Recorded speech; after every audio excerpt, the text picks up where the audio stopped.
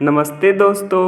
हिंदू धर्म की महागाथा एपिसोड 4 में आप सभी का हृदय की गहराइयों से बहुत बहुत धन्यवाद।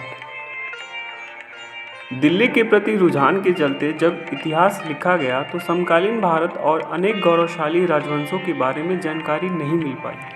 हमारी इतिहास की किताबों में पूर्वी भारत के अहोम वंश के बारे में बहुत कम पढ़ने को मिलता है।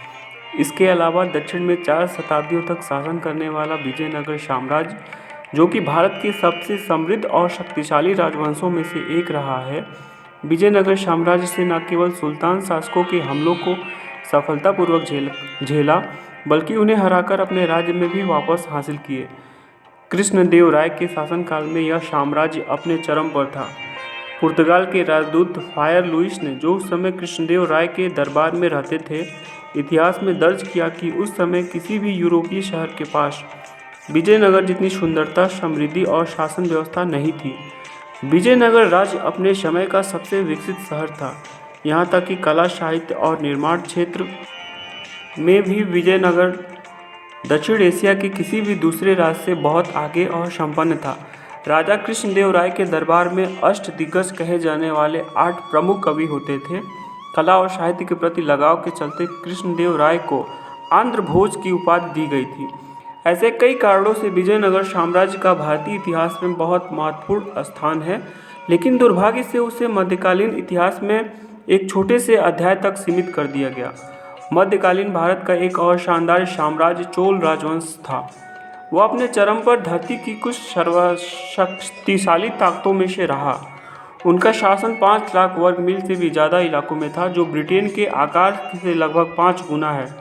जापान को छोड़कर चोल साम्राज्य एशिया में इकलौता ऐसा साम्राज्य था जिसने अन्य देशों में भी अपने पैर पसार लिए थे। हालांकि उनका शासन वहां बहुत कम समय तक रहा। चोल राजाओं ने श्रीलंका, अंडमान निकोबार द्वीप समूह के साथ बाली, जावा, सुमात्रा और इंडोनेशिया द्वीपों पर भी कब्जा कर लिया था।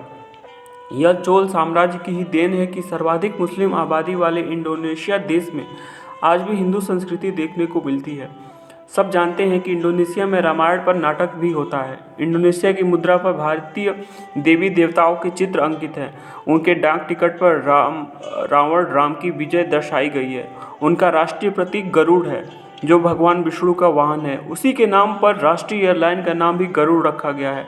बहुत से इंडोनेशियाई लोगों के संस्कृत नाम होते हैं। उदाहरण के लिए उनके भूतपूर्व वित्त मंत्री और विश्व बैंक के पूर्व निदेशक का नाम श्री मुलवानी इंद्रावती था। इंडोनेशिया की सेना के पूर्व सेनापति का नाम जनरल घटोत्कच नूरमांत्य था। लेकिन हम यह नहीं जानते और जानना भी नहीं चाहते कि दूसरा धर्म अपने लेने के शताब्दियों बाद भी आज इंडोनेशिया के लोग हिंदू धर्म की विरासत को इतना सम्मान क्यों देते हैं। इसका उत्तर यह है कि वहाँ कानून और न्याय व्यवस्था की नींव जिन राजाओं ने रखी वे हिंदू थे। इसलिए वे लोग कला, साहित्य और शिक्षा के क्षेत्र में हिंदू शासनकाल में हुई प्रगति को याद रखना चाहते हैं। परंतु यह कितने दुर्भाग्य की बात है कि एक ऐसा देश जो उत्तर पूर्व में हमसे बहुत दूर है, आज भी चोल विरासत को सम्मान देता है, जबकि हमने उसे अपने ही देश में भुला दिया है।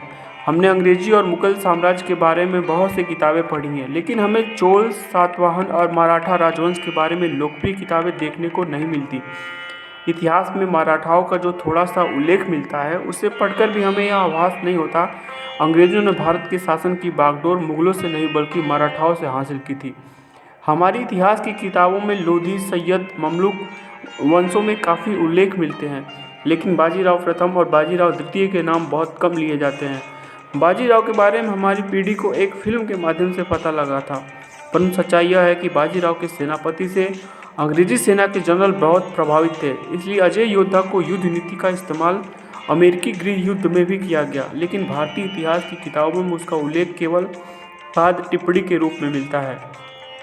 हमारी इतिहास की किताबों में उन महत्वपूर्ण लड़ाइयों का उल्लेख ही नहीं है जहाँ भारत के स्थानीय राजाओं की जीत हुई थी।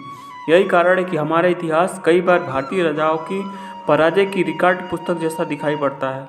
जाने अनजाने अतीत की इस अवमूल्यन के द्वारा हम इस बात का विश्वास दिलाया गया कि आधुनिक भारत विदेशी ज्ञान के आधार पर समृद्ध और घोषित हुआ है। फ्रेंड्स, हिंदू धर्म की महागाथा का चौथा एपिसोड समाप्त हुआ। बहुत बहुत धन्यवाद।